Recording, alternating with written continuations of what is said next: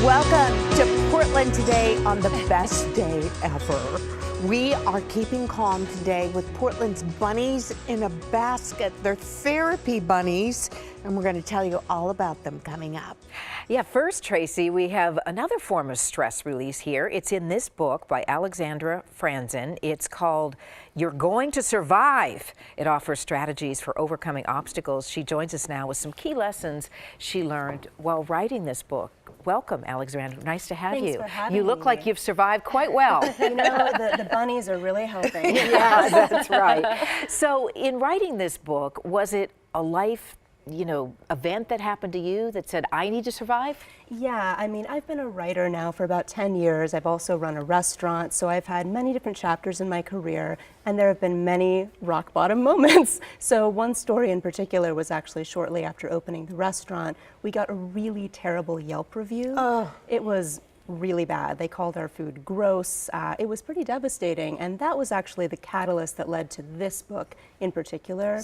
Wow. Yeah. So what do you do when something like that happens to you? Yeah, well, there's a lot of different things you can do, and that's one thing I really learned in writing this book. I interviewed dozens of people from all different types of backgrounds and careers, and I asked everyone, what do you do? And the answers were everything from take a bubble bath to call your mom to, reframe the situation with a more curious, optimistic mindset. So different things work for different people, for sure. And you have some other tips about kind of just key lessons. So you just mentioned the curious mindset. What about optimism? How do you really shift your focus to be more optimistic? Because you're down. Yeah, it's hard to get there. It is really hard. One person I interviewed for the book is a guy named Robert. He's a Broadway performer, and he had a devastating experience where he auditioned for basically his dream role, and he really, really thought he was going to get it.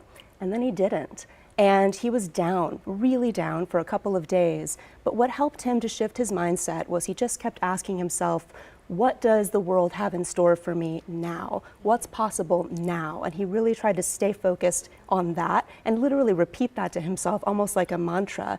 And in fact, he ended up getting a new job very quickly and then went on to open his own business. So the world had many new things in store for him. I think something that we all use a lot is a sense of humor. Yes, It is kind of a saving grace on a lot of things. Yeah, absolutely. I interviewed a woman for the book who is an opera singer. She got a terrible review in the newspaper. They called her voice shrill, among other things. And her way of dealing with it was with tons of humor. She decided to get it printed on a t-shirt to wear like kind of an inside joke amongst her and her friends. And it really brought so much levity back into what was otherwise a terrible situation. You also advocate for persistence, and I know you give an example in the book where you say, you're going after that job.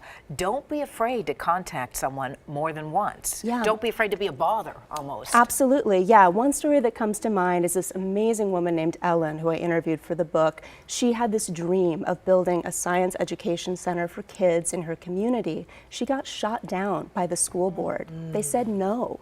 And she and her team, of course, they were upset, but they decided, we're going back in. We're not going to take no for an answer. They regrouped, they went back in. The second time, they said yes. And as a result, 25,000 kids have been able to experience this amazing center because of that go back in. Yeah, maybe persistence. reframe your original plan. Exactly, yeah. I think people tend to also want to isolate themselves, kind of pull inward when they have something negative happen. And so, when you feel kind of down, Yeah, right? Or maybe embarrassed. yeah. Right. So how do you reach out, get that sense of community and bring others in? Yeah, it's not easy. My tendency is definitely when something discouraging happens to just kind of go in my hermit cave, but I really think it's the opposite that we need to do. Even if it feels difficult, even just texting one friend and being honest and saying, I'm having a rough day. Can you offer me a little bit of encouragement? That can make such a difference and help you to get back on track. It's almost refreshing sometimes when someone you think is strong shows vulnerability. Yeah.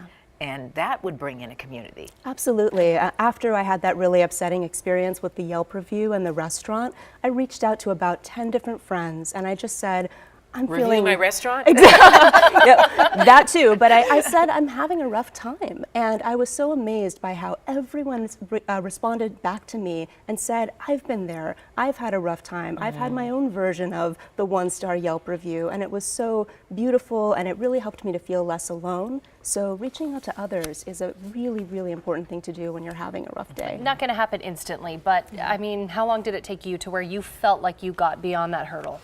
I would say, it didn't take too long, and I think it's because I reached out to other people. It was a couple of weeks before I was feeling back on track. Sense of humor really helped for sure. Okay. We now laugh about that Yelp review, and that Yelp review led to writing a book. So. Well, and congratulations on your book. And you Yes. offer a workshop in conjunction with the book. Is that happening locally? Yeah, tonight actually at New Renaissance Bookstore in Portland. I'm doing a book signing, but it's also kind of an interactive workshop where we're going to talk about rough moments and how to get through them. We're going to laugh and eat cupcakes. I wish there was bunnies there.